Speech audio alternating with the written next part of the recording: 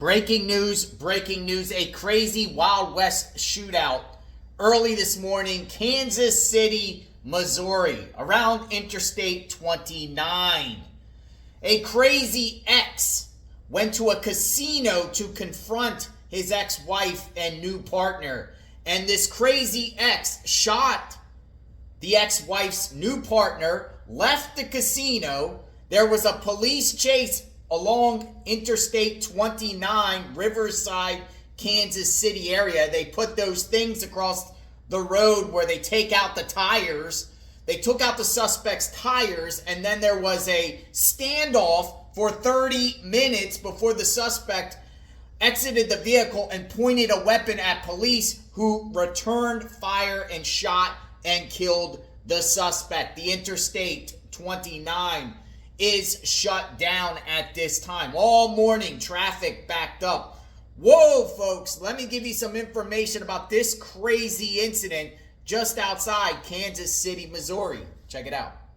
So this morning, officers in Riverside PD responded to a domestic violence aggravated assault that occurred in the parking lot of the Argosy Casino.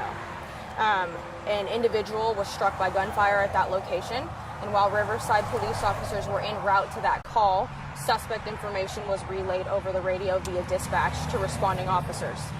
Responding officers that were headed to the scene of the initial shooting that occurred in Riverside located the suspect vehicle traveling northbound on I-29 roughly 5 minutes after the report of the shooting. The initial officer that located that suspect vehicle attempted to conduct a traffic violation in order to stop the suspect and detain them for further investigation. The vehicle and suspect refused to stop at that point in time, and a vehicle pursuit was initiated. Riverside was involved in this police pursuit where this traffic was dispatched and relayed over multiple spanning agencies, dispatchers. It's called REACHCOM, Regional Pursuit, where we can all stay kind of informed on what's going on when a vehicle pursuit enters into different city limits.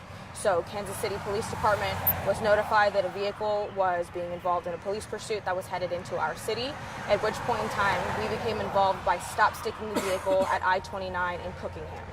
That is the only involvement that KCPD had in regard to this incident at that time. The vehicle, a short moment later, it was about roughly 5 minutes that the pursuit was ongoing, so around 0640 this morning, the vehicle stopped around I-29 and 435 after the vehicle's tires had been deflated from the stop sticks. After about 30 minutes of negotiating took place between Riverside and Platte County Sheriff's deputies, with the suspect vehicle asking him to peacefully surrender and exit the vehicle. Those negotiations continued for those 30 minutes. The suspect then exits the driver's side of the vehicle armed with a firearm. That firearm was then directed in the direction of the officers, pointed directly at them, and three officers, 2 Riverside police officers and 1 Platte County sheriff discharged their duty weapons, striking the suspect. The suspect did have aid that was immediately rendered by officers that were on scene until EMS could respond, and they did transport that suspect to a hospital for treatment for injuries. The injuries were deemed to be life-threatening, and the suspect was pronounced deceased at the hospital shortly after. Upon further investigation of the scene that we've responded to at this point in time, a firearm that is preliminarily believed to belong to the suspect, that we believe he exited the vehicle with, was located on scene and will be recovered and processed for evidence. At this point in time, there is no Kansas City Police Department officers that were involved, and there is no officers that are injured as a result. Before the question comes, the individual that was struck by gunfire regarding the dispute in the shooting that occurred at in Riverside. That individual was struck multiple times. He is suffering from non-life-threatening injuries that I have been told. Again, this information is preliminary. It could change, but he is in stable condition at this time. Is the man that was killed here, is he who you suspect shot the guy? Yes, the individual that was involved in the officer-involved shooting at this location was the only suspect that was identified and is preliminarily believed to be the suspect involved in the Riverside shooting. You said domestic. Are they related in any way? Is there what the relationship is? So it is a domestic dispute. It sounds like it might have been a wife, a husband, and a wife, husband, ex-husband, and then new partner that were involved. Yep. How many people were in the vehicle when this occurred? So the information that I was told at this point in time, again, that was the suspect that was involved, that was inside of the vehicle when we responded. Is that a personal vehicle or like a? It is a rental vehicle. Yes, the suspect was in a rental U-Haul vehicle, and that's the vehicle that was pursued, and that was the vehicle that was observed and explained by witnesses and surveillance footage as the vehicle that the suspect entered after the shooting occurred. And how far did that pursuit happen once it was initiated and then ended? So it was a very short period of time. It started at the suspect left the Argosy Casino. I'm not entirely sure where he was identified en route from the Riverside officers that were responding to the call. I know it was roughly 5 minutes following the dispatch time of the shooting, and then the pursuit lasted an additional 5 or so minutes, and it was all northbound up I-29. Were there any license plate readers involved in this at all? I'm not sure. I mean, of course, we're going to utilize every resource that we can to make sure that we're positively IDing somebody. We did have surveillance footage that captured the incident that officers were able to review beforehand. There was also several witnesses that were on scene that were able to provide accurate suspect information, at which point in time that vehicle was located after the information was relayed via dispatch, and then we attempted to, or I shouldn't say we, I apologize, officers attempted to stop that vehicle. Yeah, obviously there's all kinds of case law that determines use of force and that kind of thing. Can you talk about the use of force in this situation? You can just answer to Martin, that's fine. Use of force in this situation, and of course there'll be a determination whether it was necessary. But what goes through an officer's mind when they use force just like this?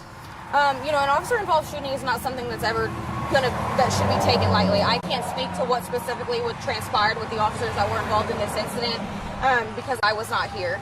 So that I can't, I guess, give you detail on, but I can say, generally speaking, no officer gets up in the morning and wants to go to work with the idea of getting involved in a shooting. No officer ever starts their career with the desire or intent of getting involved in a shooting and killing somebody. We come to work every day with the intention of trying to help people in the best way that we possibly can, no matter where they are at in their life or in that time of day, even when we respond to a crisis. So it is very, very, very difficult for an officer that is involved and put in a situation where use of force and lethal force is necessary to process all of those emotions and go through the process that both mentally and through handling the call that leads them to ultimately make that decision. In this instance, the individual had already shown a propensity for violence by striking another individual, shooting them multiple times, and then fleeing the scene. When officers tried 30 minutes to get him to peacefully surrender and did everything that they could with the resources that they had available to make this end peacefully, the suspect a firearm in the direction of officers. At that point in time, your decisions are very limited and they're split second. And you have to make sure that you are taking care of not only the officers that are responding to the scene, but everybody else that could be in the vicinity. This is a highway. There are several people that are traveling to and from work, and we have a duty and a responsibility to protect everybody that is in this location at that point in time. So those are all things that officers that respond to a scene like this are going to have to weigh. And unfortunately, sometimes the decision is made that lethal force is necessary. What can you tell us about the confrontation at the casino? Was it the ex stalking them? Were they all together? So that's information I don't have at this point in time. I do know that Riverside is handling the initial investigation involving the shooting at their location, so they would probably be the best department and agency to speak on those specifics. But I do know that it was a domestic violence situation that resulted in an individual being struck by gunfire, and then the pursuit was initiated and ended this location. So do you know if the man who was killed, was that the ex-husband or is that the new partner? Preliminarily, he is believed to be the ex-husband, yes. Do we have an ID for him? I don't have any information other than everybody that was involved is an adult. And the person that was shot, that was the new partner, is that right? That's what preliminarily the investigation is leading us to believe that the individual that was struck by gunfire in Riverside is the new partner, correct? A man, yes, yeah, correct. Got it. Yep. I'm sorry, you had a question? They're just going to ask suspect ID? We don't have that information just yet. Yep, but as soon as that information becomes available, we'll make sure to get it to you. What's your takeaway from all this? I think officers came out, they responded quickly, they prevented an individual who was involved in a very unnecessary violent assault from having further extensive injuries that would have resulted in death. So I commend the officers for their quick reaction to getting to that scene and getting that individual the life-saving measures and medical care that they needed. I think every possible opportunity to utilize the resources that we have available to try to de-escalate this situation in every way possible was utilized.